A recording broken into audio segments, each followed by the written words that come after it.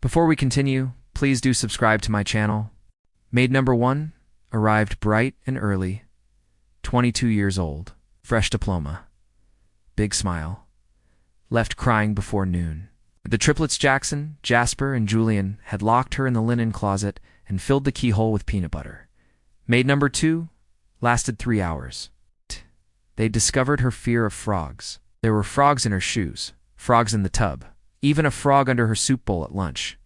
Maid number 5 tried to use discipline. She raised her voice once. The triplets stared at her in sync, tilted their heads, and said in perfect unison, "Would you like to disappear?" The next morning, the agency sent 10 more. 10 more walked out, some sobbing, some screaming. One never spoke again. And then came the announcement. A thick cream envelope. Gold seal signed by Preston Calloway himself.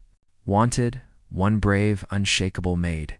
Experience, irrelevant. Patience required, soul preferred. The pay, $40,000.00 per week. Room and board included. But no one applied, until her. She walked in slowly, her heels clicking gently like lullabies on the marble. Name was Miss Geraldine Rose, though the boys would soon call her something else entirely. She was different.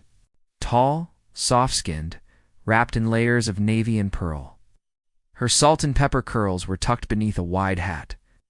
Her eyes, kind and tired, held the weight of stories untold, and she moved not like a maid, but like someone who had seen it all and had nothing left to fear. Even the mansion paused to stare. The butler, Mr. Fenwick, met her at the front with a clipboard and trembling hands. "Ma'am, are you aware of the nature of the children?" Miss Rose smiled. Not a big smile. Just enough to warm the air. Before we continue, please do subscribe to my channel. I've nursed war veterans and raised 5 of my own.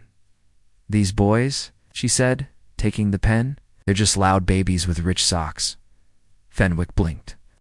No one ever spoke like that here. He cleared his throat and led her down the hallway, past the library, the ballroom, finally outside the playroom. Inside, silence. Too quiet. Fenwick whispered, "They know you're here." The door creaked open, and there they were. 3 perfect little boys in matching cashmere sweaters, sitting calmly, hands folded, eyes wide. They looked up at her, in sync, like tiny predators. "You'll leave by dinner," Jackson said. "We always." "When?" said Jasper. Julian simply stared. Miss Rose bent slightly, locking eyes with the quiet one. She whispered, "Do you know what happens when a woman's not afraid?" Silence. She leaned in closer. "She becomes the scariest thing in the room." What happened next is still whispered by the cooks, the butlers, even the marble itself, Miss Rose didn't raise her voice. She didn't run after them or bribe them with treats. She set the table like it mattered. She hummed, while sweeping, and when Jackson dropped his milk on purpose. She handed him a towel. "You made the mess," she said softly. "Fix it." He blinked. No one had ever said that to him. He picked up the towel that night. She made them soup. Nothing fancy, just chicken, carrots, and a single bay leaf. They stared at it like it was alien. "Where's the chef?" Julian asked. "I'm the chef tonight," Miss Rose said. "We don't eat peasant food," Jasper sneered. She shrugged. "Suit yourselves." Then she sat down and ate it. Slowly, silently, and after 5 long minutes, the smell won. They picked up their spoons by 8 p.m. She tucked them into bed. Yes, tucked them like it was nothing. Jackson whispered, "Aren't you going to scream when we put bugs in your shoes?" She leaned close. "I grew up in Georgia, baby. Bugs fear me." That night, the mansion was quiet. No screaming, no broken vases, just the soft sound of jazz from Miss Rose's room. Fenwick tiptoed past, peeking inside.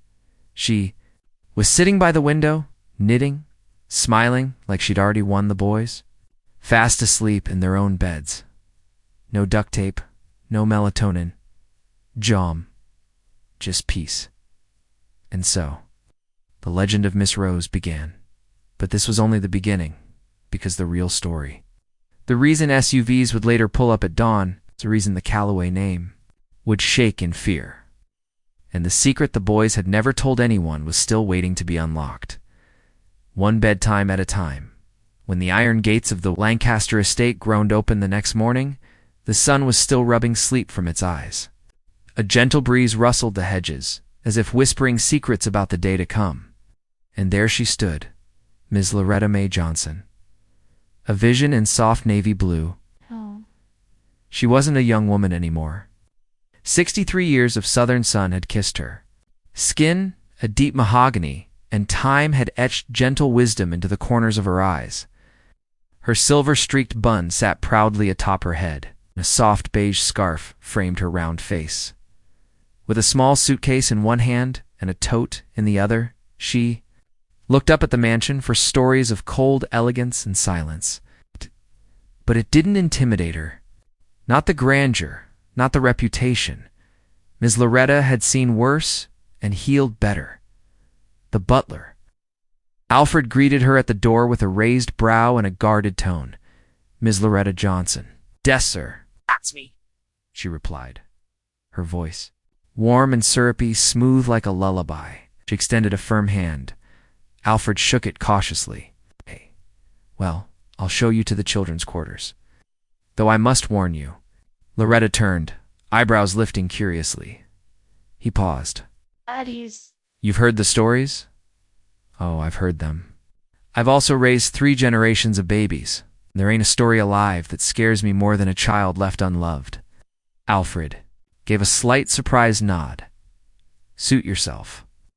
They walked in silence through the marble halls. The quiet was thick, too quiet for a house with 3 young children. As they passed the kitchen, Loretta noticed no one was prepping breakfast. Odd, then again, maybe not. She was already getting the feeling that warmth didn't live in this home. The children's wing was at the far end of the mansion, past the gallery, up a second staircase, behind a locked door. Alfred paused before it and turned the key. Door creaked open. 3 sets of eyes met hers. Triplets, maybe 6 or 7 years old, sat in silence across the room, each on a separate bed. Each one identical, and yet entirely different. They had their father's icy blue eyes and their late mother's sharp jawlines. But it wasn't just their looks that chilled her. It was the stare. No smile, no curiosity, just cold observation. She stepped inside slowly. Good morning, angels, she said gently, placing her tote down. I'm Ms. Loretta, your new nanny. No response. I hear y'all have sent a whole parade of nannies running for the hills. She smiled softly, unzipping the bag. Well, I brought banana muffins. Still warm. Made them myself this morning. Thought maybe we could sit together and get to know one another. Still, nothing. But she noticed subtle movements. Slight shift in the youngest girl's fingers. A flicker of interest in the boy's eye. The middle one, however, didn't move at all. I'm not here to tell you what to do, Loretta continued, placing a napkin on the table and setting the muffins down with slow, careful hands. I'm just here to take care of you, to help you rest, eat, grow, and feel safe. That's all. She stepped back. You don't have to come right now, but I'll be here. And then she waited. 5 minutes passed. 10. She didn't move. And then the boy stood. He walked toward her silently, took a muffin, and returned to his seat. No thanks. No words. Then the youngest girl, with her 2 braids swinging behind her, slowly followed. She sniffed the muffin suspiciously before nibbling the edge. The middle child didn't move. Loretta didn't press. She just smiled. Well, now I guess I should get started unpacking. I brought y'all some new books, too. Thought maybe tonight I could read to you before bed. That night, after dinner, which Loretta cooked herself because the chef had long since stopped trying to serve the children, she returned to their room with a soft blanket over one arm and a well-worn book in the other. The Velveteen. Rabbit, she said quietly. You ever heard it? No answer. She sat down anyway, opened the book, and began. Her voice was like a rocking chair in a summer breeze. Gentle, rhythmic, safe. To be real, she read. You must be loved. The youngest was curled at the edge of her bed, facing Loretta. The boy lay flat, eyes open. The middle one had her back turned. Loretta didn't mind. She knew love didn't come all at once. But the next morning, she found something surprising. Small note, written in crayon, had been slipped into her tote bag. It said, "You're different." No name. Just those 2 words. She smiled softly and folded the note into her pocket. Later that afternoon, while folding their laundry, she found that someone had placed one of their toy rabbits under her pillow. A peace offering, maybe, or a test. She tucked it gently beside her scarf. That evening, after dinner, the children were still silent. But there was a shift. The boy brought his plate to the sink. The youngest brushed her teeth without being told. The middle one, well, she glared a little less. Alfred watched from the corner of the hallway. "She's lasted longer than the others," he muttered under his breath. But Loretta wasn't trying to last, she was trying to love. And by the end of the first week, the boy asked if she could tie his shoelaces differently. The youngest climbed into her lap during story time, and the middle one. She whispered something that made Loretta's heart ache. "Don't go like the others." Loretta looked her in the eyes and said, "Baby, I don't run from storms. I walk through them." But deep down she knew. These children weren't the storm. Something else was. Something darker. The first night in the mansion was colder than Loretta expected. Not the kind of cold that came from air conditioning, no. This was something deeper. A silence that pressed against the windows, stillness that settled in the bones.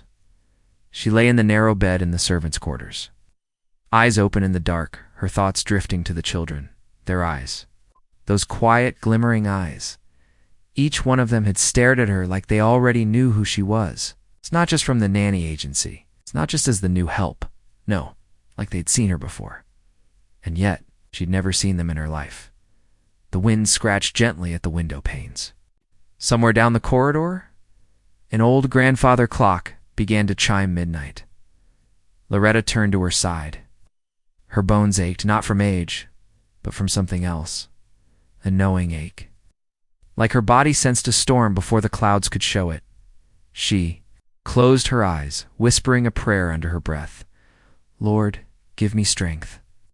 I don't know what I've walked into, but I know you wouldn't send me where you wouldn't keep me." And just as she exhaled, a creak the door. She sat up slowly. Her room door was cracked open, though she remembered closing it firmly before bed. "Hello," she called softly. Silence. She pulled her robe around her shoulders and stepped barefoot. Into the hallway. The floorboards groaned under her weight, the sound echoing like footsteps behind her. The hallway stretched long and dim, with only one wall sconce still flickering near the stairwell. Paintings of solemn-looking ancestors lined the walls, their eyes seeming to follow her. A faint whisper, it came from upstairs. Loretta paused at the foot of the staircase. The children's rooms were on the 3rd floor, the part of the mansion. No one else really entered. She knew she shouldn't. But the whisper came again, and this time it was clearer. "Help. Help." Her heart pounded. She began climbing, slowly, one hand on the smooth banister, her other hand holding her robe closed. At the top, the air felt heavier, like it hadn't been touched in years. She turned down the narrow corridor where the triplets slept. The door at the end was ajar. A flickering light escaped from the cracked candlelight. She moved closer, and that's when she heard it.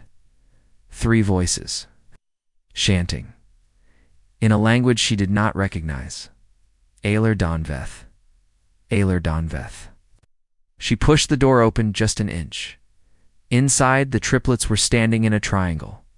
In the center lay a circle drawn in chalk, surrounded by small dolls and tiny trinkets. Their eyes were closed. Their lips moved in perfect unison. Loretta's breath caught in her throat.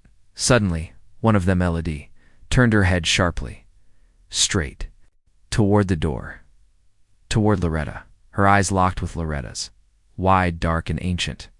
"Would you like to join us, Miss Loretta?" Elodie said calmly. The other 2 turned their heads. All 3 stared now. The candlelight danced across their faces. Loretta stepped back. I'm sorry. I heard something." I just came to check. Julian smiled. Ow! A slow, unsettling curve of his lips. We're just playing, Ms. Loretta. You can go back to bed. Adeline tilted her head. Unless you'd rather stay and watch. Loretta didn't answer. She stepped back again, heart thudding like a drum, then turned and quickly walked. Down the hall, she didn't run. She knew better than to run in a house like this. The whispering resumed behind her as she descended the stairs back in her room. She closed the door and locked it, then pushed her dresser against it for good measure, and she sat on her bed, hands trembling. She'd worked in many homes, raised dozens of children, seen tantrums, rebellion, even cruelty, but she'd never seen anything like this. She thought about quitting, about calling the agency in the morning, but deep down she knew. She was here for a reason. Something was wrong in this house. Not just with the children, something deeper, older. The next morning came far too slowly. Loretta barely slept, and when she walked into the kitchen, she was surprised to find a full breakfast. Laid out eggs, toast, berries, and a pot of coffee that smelled like heaven. Mr. Whitmore was sitting at the long dining table, reading the newspaper. He looked up and smiled politely. "Morning, Ms. Loretta. Did you sleep well?" She paused. "Not exactly." He sipped his coffee. "Yes, this house takes some getting used to." That was all he said. The triplets entered a few minutes later, dressed immaculately in matching ivory outfits. "Good morning, Ms. Loretta." They chimed together as if nothing had happened, as if the midnight ritual had never occurred. Loretta forced a smile. "Good morning, little ones." Adeline reached up and gently took her hand. Her small fingers were cold. "I had a dream last night," Adeline whispered, looking up. "Did you, baby?" Loretta asked, steadying herself. "Yes, I dreamed we had a new grandma. She wasn't afraid of anything, not even the ghosts in the mirror." Julian giggled. "She looked just like you." Loretta's stomach tightened. Elodie leaned in, but she never left, not even when the others did. And just like that, they turned and skipped to the table, humming to themselves. Loretta stood frozen. Who were the others? She didn't ask. Just poured herself a cup of coffee with shaking hands. Later that afternoon, as she was folding laundry, she found something curious in one of Julian's coat pockets. A small, faded photograph, black and white. It showed a woman in a maid's uniform. Standing outside this very mansion, she looked nothing like Loretta. But written on the back in shaky handwriting were 3 chilling words. She tried to. Loretta stared at the photo for a long time, then folded it back, tucked it into her apron pocket, and whispered to herself, "I don't scare easy, baby. You just remember that." But even as she said it, she could hear faint laughter echoing down the empty hallway, like the house itself had heard her and was waiting to prove her wrong. The storm outside had passed, but inside the Greystone mansion, the tension was just beginning to rise. Morning broke with a hazy orange sun casting long shadows through the grand hallway. The house was still, too still. Ms. Loretta, already awake and dressed, stood in front of the arched window of her attic room, sipping her chamomile tea. She didn't need much sleep.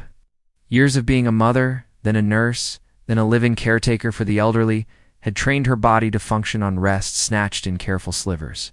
And yet, something had shifted since the night before. Downstairs, Mr. Baron Everhart, the elusive, unsmiling billionaire, was already seated in the breakfast nook off the main kitchen, dressed impeccably in a tailored navy suit, no tie, and crisp white shirt. He sat with a newspaper folded in his lap and a cup of black coffee untouched before him. He wasn't reading, he was listening. The distant sound of a laugh echoed one of his sons, maybe Adam or Eli, or worse. All 3, he tapped his finger once against the porcelain cup. He had installed hidden cameras throughout the estate years ago, a paranoid move at first, justified when a former staff member had stolen from him. Since then, he watched every new hire with quiet calculation. But last night, something strange had happened. In the playroom, where no one ever lasted more than an hour, the cameras had recorded 3 boys sitting quietly on the floor, legs crossed, listening to Ms. Loretta hum an old hymn while folding their socks. No tantrums. No chaos. Just peace. Barron had watched that footage twice, then deleted it. He didn't like things he couldn't explain. Meanwhile, Ms. Loretta moved with surprising grace down the hallway toward the boys' bedroom. Her knees creaked, yes, and her back occasionally protested, but her mind, her intuition, was sharper than ever. As she approached the door, she heard soft whispering. The kind that kids think grown-ups can't hear. She's different. I think she might be. Magic. No dummy. She's just old. Old people talk weird. She knocked gently. Come in, they chimed in unison, pretending innocence. The room looked untouched from the night. Before still spotless from the cleanup Ms. Loretta had orchestrated after dinner, the twins Eli and Noah sat on the carpet, with a wooden puzzle between them. Adam, the quietest of the trio, stood by the window with his back turned, scribbling in a spiral notebook. Good morning, Triple Terrors, Miss Loretta smiled, folding her arms. Y'all sleep all right? They nodded. She walked over and gently placed a hand on Adam's shoulder. You writing a story there, sweetheart? Adam hesitated, then slowly handed it to her. It was a drawing, not a story. 3 stick figures. Clearly the brothers, and a tall, round figure with big curly hair drawn in scribbles. Underneath, in messy block letters, Loretta is a nice monster. She chuckled softly. A monster, huh? Adam looked up. A good one, like the kind that keeps bad ones away. She hummed, folding the page carefully. I'll take that as a compliment. Later that afternoon, while the boys were outside with the tutor for mandatory tennis, Ms. Loretta quietly made her way to the second kitchen, the one hidden behind the wine cellar. She had discovered it accidentally the day before, while hunting for cleaning supplies, and now it was her retreat. Her thinking space. She rummaged through her handbag and pulled out a small cloth bundle, wrapped in pale blue silk. Inside were 4 old coins, each stamped with symbols long faded. She placed them on the counter in a cross-like pattern and lit a match. Whispers began to stir. Not from her, but around her. You can't keep them safe forever. Old ways can't stop new curses. He's watching now, you know. She ignored them, eyes closed. I am not here for him, she whispered calmly. Hey. Came. For them, the match flickered out. The whispers faded. Upstairs in the security room, which looked more like a tech startup office than a billionaire's mansion wing. Baron Everhart narrowed his eyes at the feed. No audio. Just video, and yet he saw the lips move, the match burn, the flicker of something else. Something that looked like smoke but moved against the air, not with it. He hit pause, backed up the footage, paused again. What was she doing? Quick scan for temperature spikes in the kitchen. Nothing abnormal. No electromagnetic surges either. Something in his gut twisted. For a man who'd made his fortune betting on the predictability of human behavior, market trends, stock crashes, mergers, this woman unsettled him. He picked up his phone. Maria, he said to his assistant, bring me everything on Loretta May Henderson. Background check, employment history, maiden name, everything. I want it by tonight. He hung up, then turned back to the footage and hit play that night. While the boys slept soundly under Ms. Loretta's watchful eye, a knock echoed against the old servant's quarters. She opened it, unsure pride. No jacket, no smile, just silence. Couldn't sleep? She asked gently, stepping aside. He didn't answer, but stepped in. The room smelled of peppermint tea and something older, sandalwood maybe. You've done something to them, he said flatly. No, Loretta replied. They just needed someone who listened. He folded his arms. You're not what you seem. She smiled. Not kindly. Not unkindly either. Neither are you. Looked at her for a long moment, the kind of look that tried to measure the weight of someone's soul. Then he turned to leave. But just before stepping out, he murmured, You'll stay. For now. For now.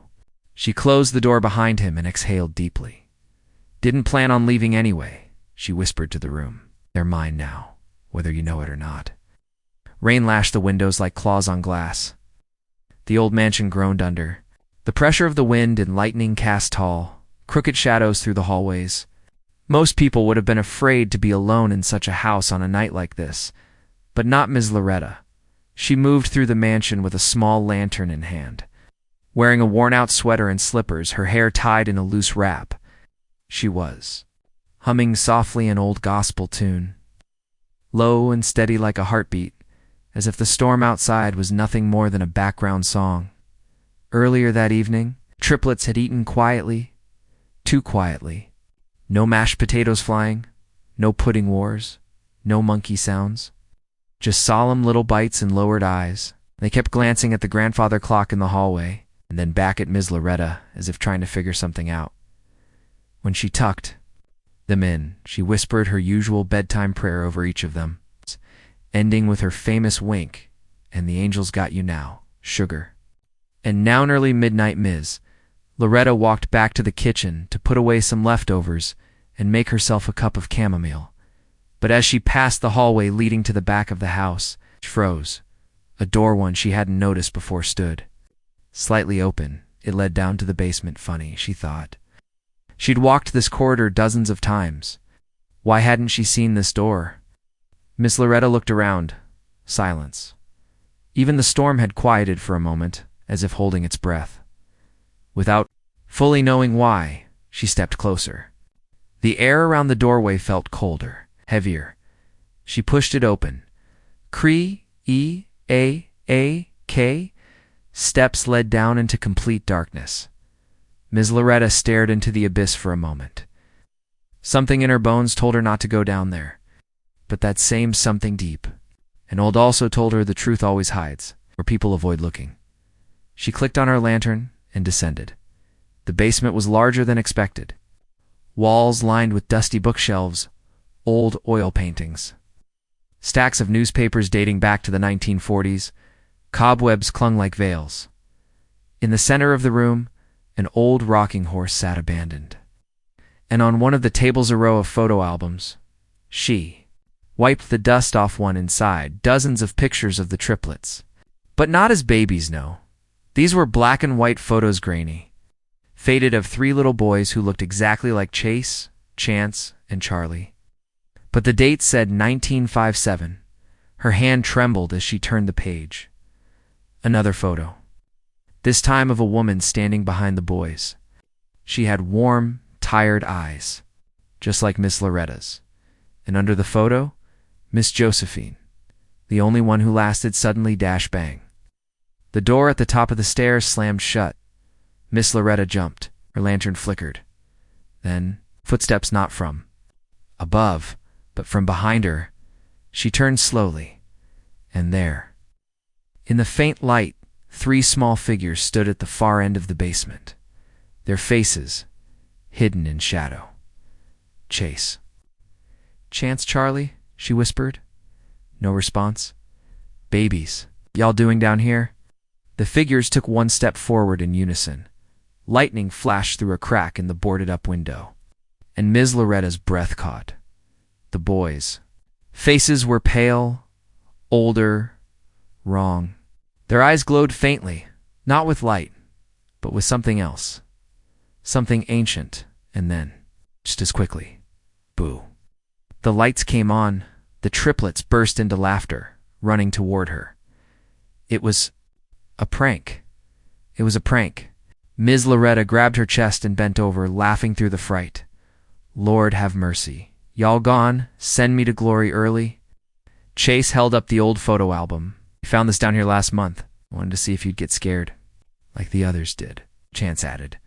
"Most maids scream and quit by now." Charlie piped in, "But you didn't. You came down here."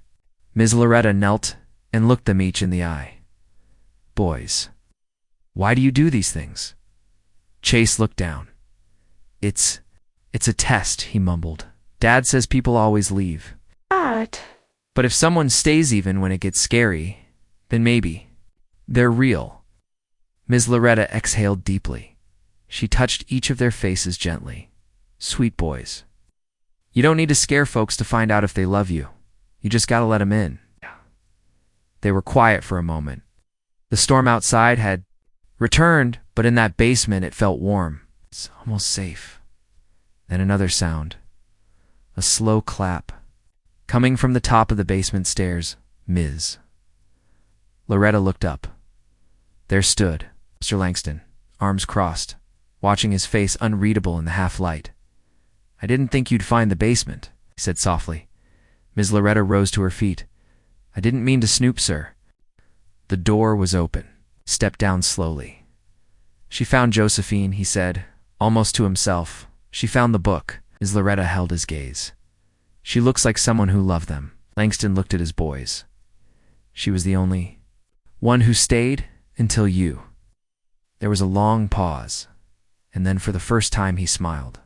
A small, tired smile. You passed, he said. Ms. Loretta tilted her head. Past what? He didn't answer directly. Tell Cook to set a proper breakfast tomorrow, and cancel the agency. No more replacements. Ms. Loretta blinked.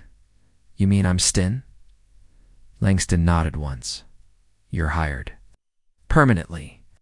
As the family walked back upstairs together, Ms. Loretta looked down one last time at the photograph in her hand. Ms. Josephine's smile. It felt familiar, and maybe history wasn't repeating, maybe. It was healing. The sun peeked through the floor-to-ceiling windows of the grand Langston estate, casting soft golden rays onto the marble floors.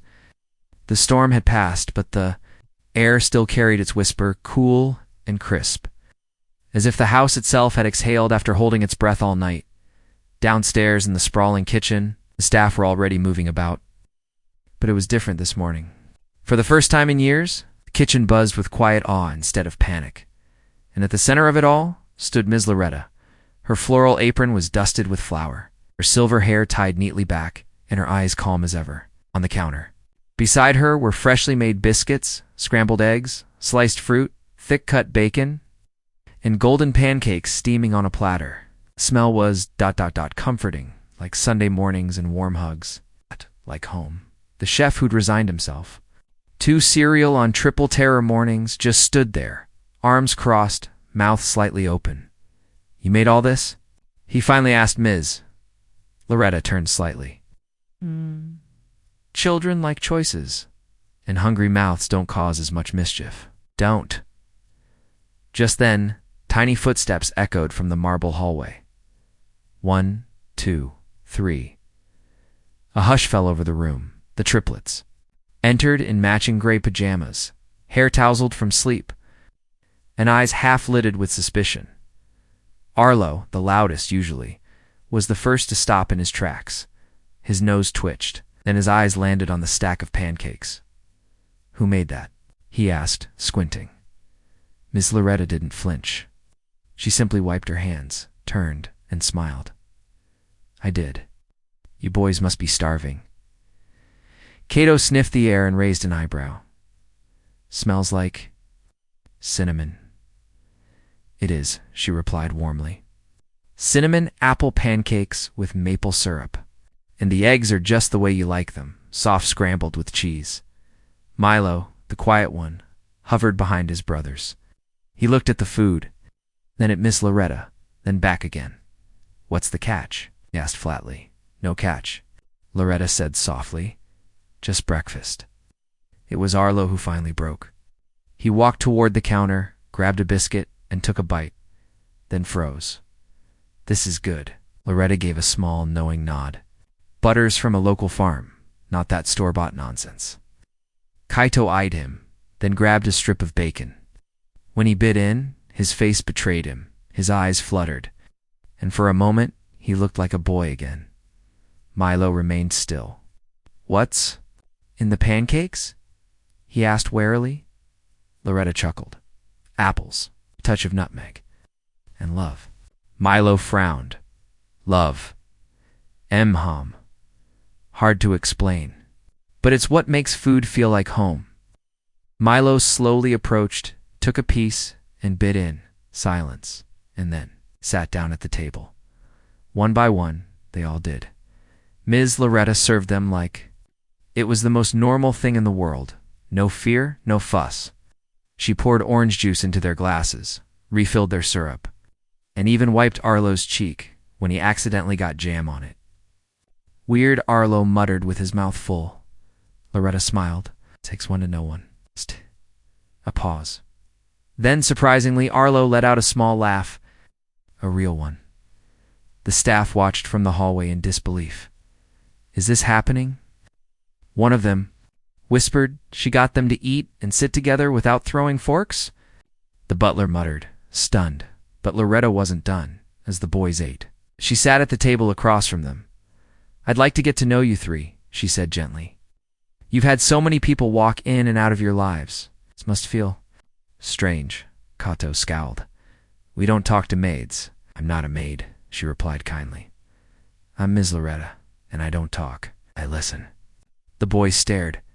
You think you're different? Arlo asked. No, she said, shaking her head. I know I'm different. Another silence. Then Milo, who hadn't looked up from his plate, mumbled, You won't last. None of them do. Loretta reached for her coffee and sipped calmly. Maybe, she said. But while I'm here, I'll treat you like my own. Like my own. Something about the way she said it made even Kato hesitate. They continued eating, quiet, but not the eerie kind. It was peaceful, until a voice echoed from the staircase.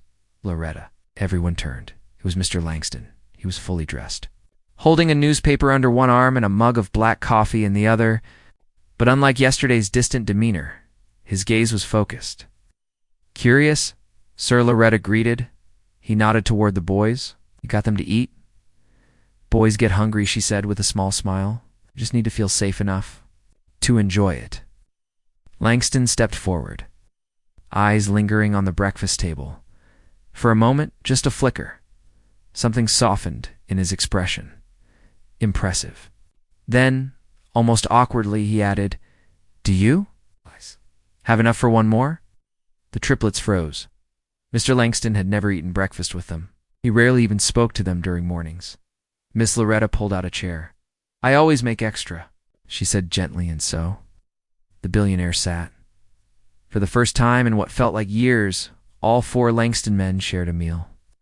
The billionaire, the three terrors. And in the middle of it all, a silver-haired woman with warm eyes and a calm voice. A quiet truce had been made. Not spoken, not signed, but felt, deep in the mansion's bones. Something shifted that morning in Ms. Loretta. With her pancakes and her patience, had done what no one else could. She'd made them feel like a family. The sun had barely crept past the horizon when Loretta was stirred awake by a soft knock on her door. It wasn't the kind of knock that asked for permission. It was a whisper of urgency, the sort that carried secrets and consequences. She sat up, her back still sore from the night before. The thunderstorm had passed. The tension in the mansion hadn't. Her heart still carried the echo of Cecilia's scream, her mind the feel of the billionaire's eyes boring into her back. The knock came again. Loretta opened the door, to find Eliza, the head housekeeper, pale and shaking. Eliza? Loretta whispered. What's wrong? It's Anna. She's missing. Loretta's chest tightened. What do you mean, missing? She was supposed to be in the garden with her tutor, but they never showed. Mr. Grayson is already furious. Loretta blinked hard, her instincts sharpening. Check the security cameras. There. Not working, Eliza said, her voice cracking. Mr. Grayson said they were offline due to the storm. Loretta grabbed her sweater and followed Eliza down the narrow hallway, past the gold-framed portraits and velvet drapes, into the chaos of the morning. In the dining room, the tension was thick. Staff buzzed around nervously, none making eye contact with the man seated at the head of the table. Victor Grayson sat with a steaming mug of black coffee, his expression unreadable, his fingers tapping rhythmically against the polished wood. When he finally looked up, his voice cut like cold steel. She's hiding, he said. Hey, she thinks this is a game. I don't think she is, Loretta replied softly, stepping into the room. The staff froze. Victor raised an eyebrow. You think you know my daughter better than I do? No, sir, but I know when a child is scared. Her eyes met his, and I think Anna might have seen something last night she wasn't supposed to. The silence was immediate. The staff's heads turned slowly toward Loretta. A beat of wind brushed the long curtains. Then Victor spoke again. Go find her. Bring her to me. No excuses. Loretta gave a small nod and turned without a word, but her mind was racing. She started with the attic. It was the one place none of the girls ever wanted to go. Cobwebs, broken furniture, and the low whistling of wind through the rafters made it a haunting place. But Loretta had been a child once too, and she knew when kids were scared. They often went toward the things that scared them the least, even if that meant ghosts. The attic creaked beneath her shoes as she climbed, the old wooden steps groaning with each step. Dust danced in the golden shafts of sunlight that broke through the cracks. Anna? She called gently. No answer, baby. It's Miss Loretta. You don't gotta hide from me. I promise whatever you saw, I won't let it hurt you. Still silence, then, sniffled soft. Fragile, she turned toward the far corner and found a small blanket crumpled near an old trunk. Beneath it, curled up like a frightened kitten, was Anna. Loretta knelt beside her. There you are, sugar. Been looking everywhere. Anna peeked up, eyes red, cheeks streaked with tears. She didn't speak, only reached for Loretta's hand. Loretta wrapped her arms around the girl, pulling her close. What happened last night? She asked quietly. Anna's voice came in a whisper. I saw Daddy. Downstairs, he was talking to the man with the ring. Loretta's stomach dropped. The man with the ring. Anna nodded. He gave Daddy a box. Then they both looked at me, and Daddy said she didn't see anything, but I did. Loretta hugged her tighter. You did good, baby girl. Real? Good, but her mind was already spinning. The box. The man. Cover dash up. Victor didn't like to be questioned, but Loretta wasn't one to cower. She marched straight back into the dining room with Anna holding her hand, chin high, heart pounding. I found her, she said. Victor looked up slowly, his eyes flickering to Anna. Where? In the attic. He rose from his chair. She'll say anything? Loretta stared at him. No. Anna squeezed her hand tighter. Victor walked toward them with slow, calculated steps. His towering presence cast a long shadow over both of them. You know what happens? He said coldly. When people lie to me? Loretta didn't flinch. I do. He studied her, his jaw tightening. Then he turned to Anna and crouched down. You. Scared everyone, baby? You know that? Anna nodded. Victor reached out to stroke her cheek. The girl flinched. Loretta gently pulled Anna behind her. I think she needs some rest, Loretta said softly. Victor didn't argue. He just stood. They're silent, watching, waiting. Later that afternoon, Loretta took the girls into the garden. Away from the tension that coiled through the mansion like a snake, the twins played with chalk on the stone path while Anna sat in Loretta's lap. Head resting against her shoulder, Cecilia whispered something to Madison, who giggled and pointed at the sky. Despite everything, they still managed to find pieces of joy. But Loretta didn't smile. Her eyes kept drifting to the second-floor balcony, where Victor stood, motionless, arms folded. Watching the real test wasn't the tantrums, wasn't the noise. It was this. Staying. Calm under a storm that hadn't even begun. Loretta knew something else, something dangerous, and Victor Grayson knew she knew it. That night, she locked her door, bolted the windows, kept the old pocket knife under her pillow. She didn't trust the silence anymore, and the walls of the Grayson estate were always listening. The morning sun crept in gently through the long, sheer curtains of the west wing nursery. It bathed the room in golden warmth, but it did little to ease the weight in Loretta's chest. She sat at the edge of her modest cot, her fingers gently rolling the hem of her worn sweater. The triplets were still asleep, tiny bundles under thick duvets. Loretta could hear their soft breathing, peaceful, for now. But yesterday had shaken. Her cadan had run headfirst into a glass cabinet, not on accident, but intentionally right after a brief phone call with their father. His forehead had bruised. But what haunted Loretta more was the emptiness in his eyes afterward, and when she had tried to hold him, to comfort him, he hadn't flinched. He had simply looked at her and whispered, "It doesn't matter." Nothing matters, Miss Loretta. Those 5 words had dug deep. The same boy who had once thrown juice at her for asking him to tie. His shoes now sounded like he carried a mountain on his back. She stood and moved quietly into the hallway, down toward the kitchen. There she brewed a soft herbal tea, something her mother used to make when the world got too loud. Chamomile, lavender, a touch of honey, just the scent made her feel hugged by the past.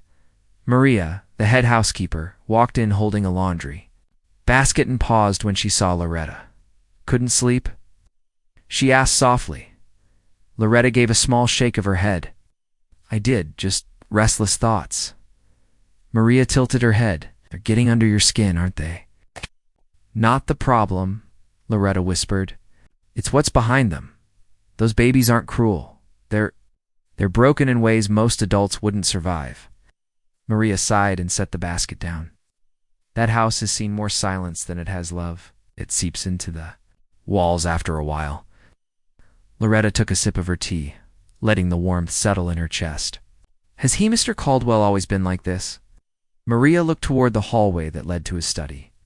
"Worse, before the accident, but ever since." She trailed off. "What accident?" The woman hesitated. Then, in a near whisper, "Mrs. Caldwell, their mother. She died in the nursery." Loretta's hands froze around the cup. Maria added, "No one talks about it. But I was here.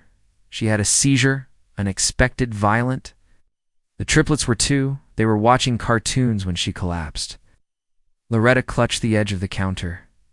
"They found her hours later," Maria continued, voice fragile. "Mr. Caldwell was overseas. The kids sat there, hungry, confused, away, beside their mother's cold body." "Oh, dear God," Loretta whispered. The tea suddenly felt too warm in her hands. That's when everything changed. He flew back and turned that grief into iron. No hugs, no soft words. Just silence, rules, and cameras. Always the cameras. Loretta's eyes blurred. "No child deserves that." Maria gave her a kind look. "No, but maybe you're here for a reason." She didn't know what to say. But something about that "thought are here for a reason" carried Loretta. Through the rest of the day, that evening, the children were unusually calm. Loretta sat in a circle with them, a storybook resting on her lap. None of them had thrown it. No one had shouted or rolled their eyes. They just listened. And the brave owl, Loretta read, her voice warm and sleepy, finally found her. Way home not because she had a map, but because she followed the stars in her heart. There was silence then. Slowly, Jace whispered, "Did the owl's mommy die too?" Loretta's heart twisted. Her fingers clutched the book tighter. She looked up. All 3 were watching her, not angrily, not with mischief, but with aching curiosity. She closed the book gently and looked at them. Really looked. "My mommy died too," she said softly. Their eyes widened. "Surprised, it hurt so bad I couldn't breathe," Loretta continued, her voice barely above a whisper. "I used to scream into my pillow every night and wish someone would just hold me, but no one came. So I had to learn to hold myself." Ari's bottom lip trembled. "I don't like crying." Loretta scooted closer, kneeling to their eye. "Level. Crying doesn't make you weak, sweetheart. It makes you real." Cadden turned his face away, silent, but Loretta noticed his shoulders shaking. She gently touched his back. He didn't pull away. She let the moment stay quiet. Silence could hurt, but this kind of silence. This was different. This was healing. Later, after the triplets were tucked in and the house dimmed too, its sleepy hush, Loretta returned to her room. She opened the nightstand drawer and pulled out an old photo, a faded picture of her and her mother. Smiling with a fishing pole between them, she whispered, "I think I know why I'm here now." Ma. She was their mirror, their chance to feel pain without shame, to cry without fear, and maybe, just maybe, to remember what love sounded like when it didn't come with conditions. The morning sun peeked through the sheer curtains of the triplets' bedroom, casting golden beams over the scattered crayons, miniature books, and 3 pairs of shoes, none matching. Loretta tiptoed into the room, humming an old lullaby from her Georgia days, a tune so soft it seemed to wrap the walls in cotton. The girls were already up. Ivy sat on the rug, braiding her doll's hair with a precision that belied her young age. Chloe perched on the edge of the window seat, watching birds flutter by. And Zoe was balancing on the arm of a chair, her arms stretched out like wings, pretending to fly. "Y'all up early?" Loretta smiled, smoothing down Ivy's hair. "We have school today," Chloe said, not turning from the window. Zoe grinned. "And you have to pack our lunch, Ms. Loretta." "Do I now?" Loretta chuckled, kneeling down to pick up an abandoned pink sock. "Well, let's make it the best lunch y'all ever had." In the kitchen, Loretta packed their lunchboxes with little heart-shaped sandwiches, sliced apples, and tiny notes tucked in napkins. Notes that read things like, "You are brave, and Ms. Loretta loves you more than cookies." As she zipped up the 3rd lunchbox, she glanced up to see Mr. Maddox standing silently at the entry of the kitchen, coffee cup in hand, watching her. "You ever write notes like that to your own children?" he asked quietly, his tone unreadable. Loretta paused. Her hands rested on the counter. Then she slowly turned, wiping them on her apron. "No, sir. My boy never stayed in one place long enough to find one." A beat of silence hung in the room. Maddox gave a small nod, as though acknowledging something deeper than words. Then, without another word, he turned and walked away. The school drop-off went smoothly, surprisingly so. The girls clung to Loretta's hands longer than usual, especially Ivy, who looked back 3 times before finally disappearing through the school doors. Loretta sighed. The house felt emptier without their tiny voices bouncing through the halls. For the first time since arriving, she had a moment to breathe, until she saw the envelope on the marble foyer table. It was a small, cream-colored envelope, the kind teachers used for sensitive matters. The front read in neat cursive, "To Guardian of Ivy Maddox." Loretta's chest tightened. She sat down, opened the envelope, and unfolded the note. ***, dear parent, guardian. We noticed that Ivy has been unusually quiet during group activities, and often hesitates when physical contact is involved, even with classmates. While some of this can be personality-driven, we encourage a conversation at home to ensure she feels safe and supported. Sincerely, Mrs. Langford, Grade 2 homeroom teacher ***. The paper trembled slightly in Loretta's hands. She read the letter again, and then again, her heart squeezed not from worry, but from recognition. That kind of fear Ivy was carrying, Loretta knew it well, was the kind that sat behind the eyes, where no one could see it unless they'd lived it. Loretta didn't. Wait for evening. She got right back in her car and drove to the school. Mrs. Langford was gracious, albeit a little surprised. Loretta introduced herself not as the maid, but simply as Loretta. She asked to see Ivy, and with some gentle convincing. The teacher allowed it during recess. Ivy sat alone at the far end of the playground, arms wrapped around her knees, watching other children play tag. Loretta knelt beside her on the grass. "Ms. Langford said you've been quiet, sugar," she said, soft as a whisper. Ivy shrugged. "You want to talk about it?" Ivy didn't answer. Instead, she pointed at 2 kids playing near the slide, a boy and girl. The girl had tripped, and the boy reached out to help, but she slapped his hand away, then ran off.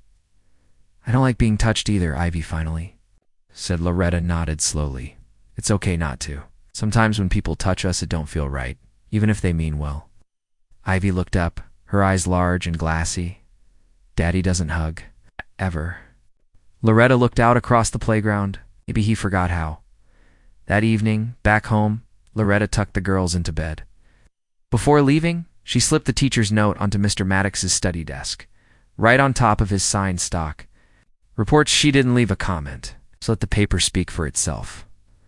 Later that night, Maddox stood at his office window, the paper in hand, rereading it under the dim lamp. For the first time in years, he remembered Ivy as a baby, how her tiny hand used to grip his finger, how her giggles once filled this same mansion before grief closed him off. He sighed and set the letter down. staring at the hallway. Then he did something he hadn't done in years. He walked quietly to the girl's room, peered inside, and watched. The three of them sleep. Ivy stirred. Her eyelids fluttered open. She saw him. Maddox hesitated. Then slowly he stepped forward, knelt down beside her bed, and awkwardly reached out to brush a curl from her forehead. "Sleep tight, baby girl," he whispered, and Ivy smiled in her sleep. The morning after the school letter arrived, Ms. Loretta rose before dawn. She didn't sleep much. Something about that boy's drawing, the silence of the house, and that name in the note Mr. Hawthorne's mother still played. Like a faint song in her bones, she tied her scarf with calm fingers and walked into the soot. Kitchen? It was there that she saw him, the quiet kitchen helper. He was almost always there in the background, not much older than the twins, maybe 20. Dark brown skin, short curls under a hairnet, and eyes that looked down more than up. His name tag read Eli. She'd seen him wash dishes, chop vegetables, mop up behind the chefs, and melt away like steam. But this morning, he didn't move away. Instead, he stood at the counter, slicing strawberries with perfect precision. His hands didn't tremble, but something about the curve of his back said he'd been holding in too much for too long. She cleared her throat. "Mind if I sit?" He looked up startled, but then nodded quickly. Ms. Loretta pulled out a stool and sat across from him. There was a silence, soft and patient, like warm bread rising. Finally, she said, "Eli, I seen you always working hard. Always staying quiet. But yesterday, I saw you freeze when Mr. Hawthorne walked in." His knife stopped midair. I don't know what you mean," he whispered. "Yes, you do," Loretta replied gently. Eli set down the knife. He didn't look up. "Can I tell you something?" Loretta said. "Something I ain't told nobody in this house yet?" He nodded slowly. "I came here to work," she began. "But I think I was sent for something else, and these children, they remind me of ones I've lost. Especially that boy, Bennett. He don't speak, but he listens to everything. He watches." Eli's eyes flicked up briefly. "He drew you, with the moon. I saw it." She smiled softly. "You saw it too?" He nodded another pause. Then she said, "It gently and directly. Eli, what happened here? Why are those kids so scared?" The knife rolled slowly on the countertop, and for the first time, Eli's lips parted into a real sound. His voice was low, fragile. "They weren't always like this," he said, "a year ago." They laughed, ran through the halls. "Their mom was here. Her name was Isabel. She used to bake banana bread every Sunday. She taught the girls piano." Loretta's brows rose. "Their mother lived here." Eli nodded. "Yes, until one night." He turned, wiped his hands slowly, and leaned forward like a secret was balancing on the edge of his breath. "There was an argument," he whispered. "Mr. Hawthorne came home early. He found her with a notebook, said she was going to take the kids and leave, said she'd found out what he was doing in his offshore accounts, what kind of contracts he was signing." Ms. Loretta leaned in too. Her fingers were cold. And then Ellie's voice dropped. She fell down the stairs. Silence slammed between them. "She died?" Loretta asked. Eli nodded. But they didn't call the police for hours. When they did, it was cleaned up. She was cremated quietly. Staff were told to forget it. Some were paid off, others fired. Ms. Loretta's heart thumped. "And you stayed. And you stayed. And you stayed." "I couldn't leave," he whispered. "Kids trusted me, especially Bennett." He saw it. Her hands trembled. Eli continued. "He stopped speaking the day after. But he started drawing. All over the walls. He drew stairs, eyes, shadows. People he didn't know were watching. And Mr. Hawthorne?" Eli looked around the kitchen. He changed, became colder. "But sometimes I catch him looking at the kids like he doesn't recognize them. Like he's waiting for them to turn on him." Miss Loretta looked down at the marble floor, so clean, so polished, so quiet. "Why tell me now?" she asked softly. Eli met her gaze. "Because they trust you, and so do I." A door creaked somewhere in the house. Their heads turned instinctively. Eli stood and quickly began slicing again. Miss Loretta rose, heart pounding. As she stepped out of the kitchen, something inside her shifted. She wasn't just a caretaker now. She was a witness. And that changed everything. The morning after the truth spilled from Jerome's lips, the mansion was uncharacteristically quiet. Even the triplets seemed gentler in their chaos. Ms. Loretta moved through the halls with a quiet heaviness in her chest. She couldn't shake the image of Jerome's trembling hands as he spoke about his mother, the woman who had worked in silence, suffered in silence. The mansion had witnessed so much, and yet so little had been remembered that morning. Mr. Thorne requested a word with Miss Loretta in the study. When she entered, he was standing by the window, staring out toward the hill behind the mansion. "I've made arrangements," he said, without turning. "Jerome told me you wished to visit the cemetery." She nodded. "I think it's time." He finally faced her, his expression softer than usual. "I'll have the car brought around. You'll find her grave by the east fence. There's something I should have done a long time ago." Within the hour, the mansion's black sedan pulled up to the front, and Miss Loretta stepped inside with Jerome quietly seated beside her. Neither spoke much during the drive.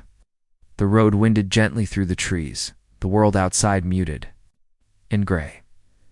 When they arrived at the cemetery, it was small and overgrown, tucked behind a line of wild hedges. A wrought iron gate creaked open at their touch. Jerome walked ahead, leading her through crooked rows of aging headstones. Stopping at one with a weather-worn plaque, Caroline West 197-42010, Lou. She sang to the moonlight. Ms. Loretta lowered herself slowly to her knees, brushing away a few dry leaves that had collected at the base. Her fingers lingered on the words, Caroline. So this was the woman who had cooked in that same kitchen, cleaned those same hallways, and raised a boy who carried pain like bricks in his chest. "She died of pneumonia," Jerome said, his voice almost a whisper. "She got sick and never told anyone. She was scared if she asked for help they'd fire her, so she just stayed quiet." Here stung Loretta's eyes. "She died in the servant quarters, alone." Eisen reached for his hand. "She's not alone anymore, baby. You brought her here. You kept her memory alive." Jerome knelt beside her and placed a small bouquet of wildflowers, white and lavendered, the headstone. "She used to sing to me," he murmured, "every night, even if she was tired from working all day. She used to hum a lullaby about stars dancing over lakes. She sounds like she had the kind of love that didn't need permission." They sat in silence, the wind curling gently around them like a ghostly embrace. Somewhere a bird called out. A leaf floated down onto the grave. Then Jerome asked, "Do you think she'd be proud of me?" Miss Loretta turned to face him, her voice gentle. "I think she'd be proud that you never stopped remembering her, that you never stopped loving her." Jerome wiped his nose with his sleeve. I wish someone had helped her, listened. Maybe if someone like you had been there. I'm here now." She interrupted softly, "And that means we don't let her story fade." As they stood to leave, Ms. Loretta took one last look at the stone. "We'll come back, won't we?" Jerome asked. "Every month," she promised. "And we'll bring something sweet. Your mama strikes me as someone who liked a little sugar with her tea." Jerome chuckled through his tears. On the ride back, the silence wasn't heavy anymore. It was sacred, like the quiet after a prayer.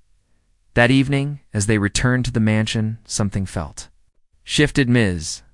Loretta headed straight for the kitchen and pulled out a worn wooden recipe box from the back of the pantry. She flipped through the cards until she found it, a yellowed recipe for peach cobbler, scribbled in faded ink. She made it, slowly with care.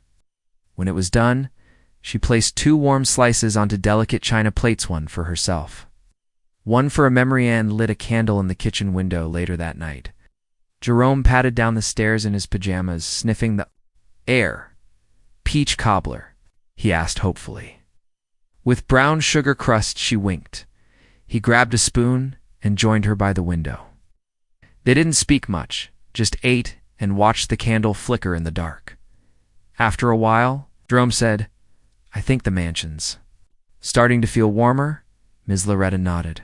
"Sometimes all it takes is lighting one candle." The dining room was unusually quiet that afternoon. No silver clinks, no screaming triplets, no passive-aggressive remarks from the billionaire. Just silence. Ms. Loretta stood at the far end of the room, waiting for the lunch service to be called, but no one had rung the bell. The twins, Harper, Hunter, and Hazel, were all in the living room, oddly subdued. Even their mischief had taken a pause. She turned toward the kitchen, where Chef Emilio was humming a slow jazz tune and prepping asparagus. He nodded at her knowingly. "You should go in," he said without looking up. Miss Loretta frowned. "Go in where?" He glanced up, wiping his hands. "Mr. Kingston's study. He asked for you." Her breath caught. The study? No one went into the study unless summoned, and if Mr. Kingston asked for someone, it wasn't usually good news. She wiped her palms against her skirt and walked through the marble corridor, heels tapping an echo. When she reached the thick oak door, it creaked slightly open, as if it had been expecting her. Inside, the air was heavy with cigar smoke and quiet jazz. A massive bookcase covered one wall, while an old record player spun near the corner, and there he was, Jackson Kingston. The billionaire, sitting in a haback leather chair with one leg crossed over the other, looking not at her, but at a painting on the wall. He didn't motion for her to sit. Didn't even greet her, just spoke low and calm. "You've lasted longer than anyone else?" Ms. Loretta didn't answer. She knew better than to interrupt. "I've had 37 maids," he continued. "Some lasted days, others hours. You made it past a month." She nodded slowly. "Yes, sir." He finally looked at her, eyes like steel and glass. "My children, they listen to you. They don't scream. They don't throw food. They talk to you." She folded her hands quietly. "Children just need to be heard, Mr. Kingston." He studied her for a moment, tapping the armrest with his finger. "Sit." "I'm offering you a deal," he said finally. "Day on, not as a maid. As a live-in caretaker, tutor, guardian, I'll triple your pay. You'll have a private room in the guest wing. And a contract." Her eyes widened slightly. "A contract?" He leaned forward. "Yes, I want stability. My children need someone who doesn't fear them, who doesn't pity them either." Ms. Loretta hesitated.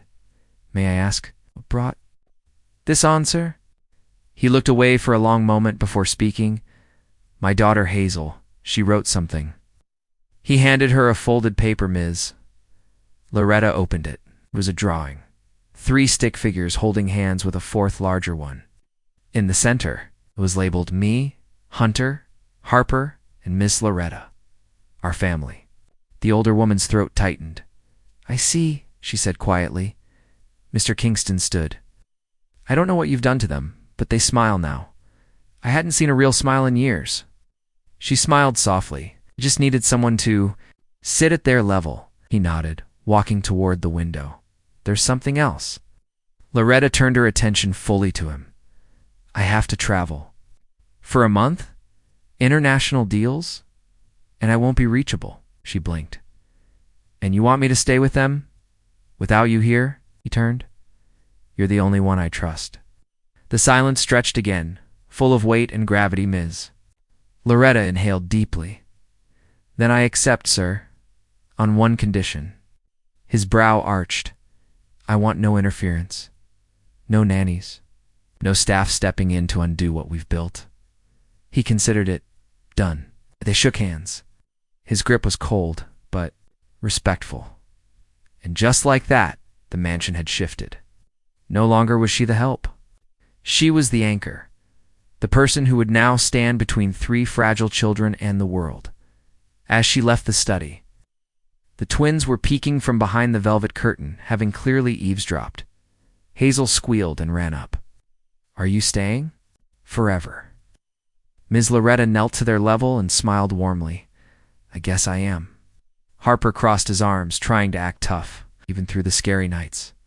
Especially through the scary nights. The scary nights. Hunter whispered, "Even if we tell you our secrets." She looked each of them in the eyes. Your secrets are safe with me." Later that evening, as she sat with them for bedtime, Hazel tugged her sleeve. "Ms. Loretta, did you know Daddy used to sing to us?" She blinked in surprise. "No, baby, I didn't." "He doesn't anymore," Harper added. "Because of what happened," Hunter said in a whisper. "What happened, Sweet Pea?" she asked softly, but they all went quiet. It was a different kind of silence this time, one that wasn't ready to speak yet, so she didn't press. Instead, she began to hum an old lullaby, the kind her grandmother used to sing to her on stormy nights back in Georgia. And as the children drifted to sleep, the rain began to fall softly outside the mansion walls. Quiet night. But somewhere in the shadows, someone else was listening. The morning sun filtered softly through the mansion's tall windows, casting golden streaks across the marble floors. For once, the house was quiet. No running footsteps, no echoes of mischief, just a heavy aching. Stillness, Ms. Loretta stood in the kitchen, her hands trembling slightly as she folded the lunch napkins one by one. The air carried a strange weight, like the hush before a storm, or the silence after a goodbye. She had made her decision, the billionaire's offer still lingered in her mind. Full-time caregiver, lifelong benefits, her own quarters, full control over the children's education and home environment. It was more than a job, it was a life. But Ms. Loretta had always believed that love didn't come from contracts. It came from choice, from presence, from showing up when no one else would. Her heart ached with the truth. She might have to say goodbye. Not because she wanted to, but because it might be what was best. For the kids, for herself, even for the father who had only just begun to open his eyes. The breakfast bell rang. She didn't move. Then came the sound of footsteps, fast, uncoordinated, desperate. The kind only children could make when they were searching for something they didn't know they'd lost. Ms. Loretta. It was Lily, barefoot, her hair a bird's nest, her eyes wide with panic. Ms. Loretta turned gently, wiping her hands. "Good morning, baby. Is it true?" Lily's voice cracked. "Jasper said you're leaving today. You packed your bags last night." Double quotes, Ms. Loretta knelt slowly, so they were eye to eye. "Baby girl, sometimes grown folks have to make hard choices. And sometimes, even when it hurts, those choices are made out of love." Lily shook her head furiously, tears spilling over. "But you promised. You said you wouldn't leave, even if we were monsters." A small sniffle echoed from behind Ben, peeking from around the corner. Then another Jasper, arms crossed, but clearly fighting back his own storm. "I did promise," Miss Loretta whispered, "and I meant it. Then why?" Ben's voice was tiny. She sighed and sat on the floor, her apron bunching around her knees, pulling all three children close. They didn't resist this time, because sometimes adults get scared too. Not of you, never of you, but of what they might not be able to give, of failing, of being too old, too tired to keep up with little hurricanes like y'all. Jasper's voice was surprisingly soft. "But you didn't fail. You're the only one who didn't." Silence followed, deep and honest. Then slowly Ben pulled something from his pajama pocket. It was a crumpled paper heart, folded carefully from a coloring sheet. On it, in shaky handwriting, were the words, "Please don't go. We'll be better. Just don't go." Miss Loretta's hands shook as she took it, holding it like something sacred. Oh, sweet boy. The front door creaked.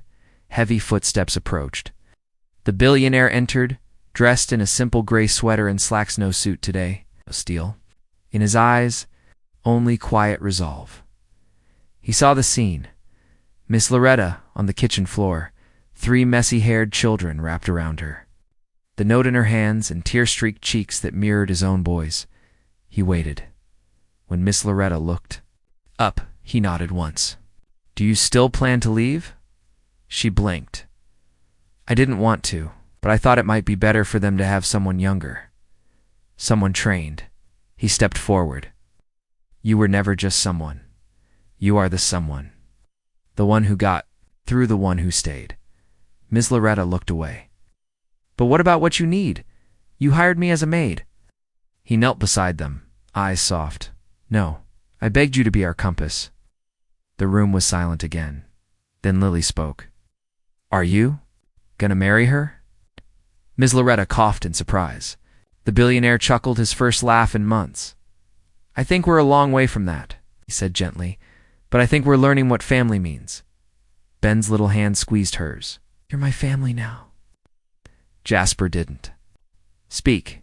He simply took the second paper heart he had hidden in his pocket and placed it in her lap. Ms. Loretta stood slowly but firmly. "Then I won't leave. Not yet. Not unless I'm pushed out." The billionaire rose too. "No one here will ever push you out again." Just like that, the morning changed. She got up and made pancakes, the fluffy kind. The children stayed near her all day, as if afraid she'd vanish if they blinked. Outside, the wind stirred the trees, and somewhere far off, rain clouds gathered. But in the mansion, something new had settled. Peace. Maybe temporary, maybe fragile, but real. And for now, that was enough. The morning sun rose slowly over the estate, pouring golden light across the dewy lawn, the grand windows, and the sleeping mansion. Inside, the triplets were still curled up in their beds, peaceful, unusually quiet after weeks of chaos. Ms. Loretta stood by the window of her small guest room, sipping warm chamomile tea, her eyes steady, her back straight. She hadn't slept much. Not after the letter she received the night before. The envelope had no return address. But the penmanship? Flawless. Strong. Familiar. Have until Friday. After that, the deal vanishes. Your secret dies with you, or explodes with us. She folded the letter and tucked it under her pillow. She'd been through enough in life, too. Not panic, but this. It felt different. She had just begun building something again. A rhythm with the children. Cautious understanding with Mr. Lockwood. And most of all, a space for her own peace. She had started unpacking the grief that had haunted her for a decade. And now this ghost from her past came knocking. By lunchtime, the kids were off to school. And Loretta found herself summoned to the study again. Mr. Lockwood sat with his hands steepled under his chin, eyes fixed on her as she entered. "No secretary, no nanny, just him. Take a seat, Ms. Loretta." She did, slowly, calmly. He reached into his drawer and placed something on the desk. The same envelope. The one she thought had been hidden under her pillow. "You dropped this," he said coldly. "Or maybe you left it for me to find." Loretta met his gaze but didn't flinch. "So, you went into my room. I protect what's mine." "Gan, so do I." The silence stretched for a full 30 seconds, thick with mutual respect and tension. Finally, he spoke again. "What does this mean, Ms. Loretta?" She inhaled deeply as if lifting something heavy from her chest. "It means the past never really lets go, even when you've paid your dues." 20 years earlier, a younger Loretta, full of fire and ambition, walked into a courtroom with a trembling heart. She wasn't the one on trial, but her choices had put someone else there. Boy, a teenager who had helped her survive after she left her abusive husband. She had accepted help from dangerous people, criminal people, but she was desperate, pregnant, and alone. She had lost that child, her only child at birth, and the grief had frozen her heart ever since. The man who now blackmailed her had been her protector back then, a protector with a price. And now, he wanted payment back in the present. Mr. Lockwood leaned back. "Tell me what he has on you." Loretta's jaw clenched, something enough to make this entire town whisper again, and hurt the kids. "Hey, kids, I've made enemies," she said. "And not just because I was once poor, black, and alone, but because I know things about people who walk in suits and shake hands with the powerful." He raised a brow. "And why didn't you come to me sooner?" "Because I don't trust you yet. Not fully." His eyes narrowed. But there was no anger, only calculation. And surprisingly, he smiled. "I like that." But that evening, as the rain returned and wind howled through the trees, Loretta stood once again in the triplets' room, checking in on them. She leaned down and gently stroked Josie's curls, tugged the blanket over Theo, and kissed Benny's forehead softly. "You've changed me," she whispered. More than you'll ever know. Suddenly, a soft knock on the nursery door. It was Mr. Lockwood? Can we talk? He said. Unusually hushed. She nodded and followed him downstairs to the conservatory there. Laid out on the glass table was an open manila folder. Inside, photos, names, bank records. Loretta's pestant covered, dissected but not judged. I had my people do some digging, he admitted.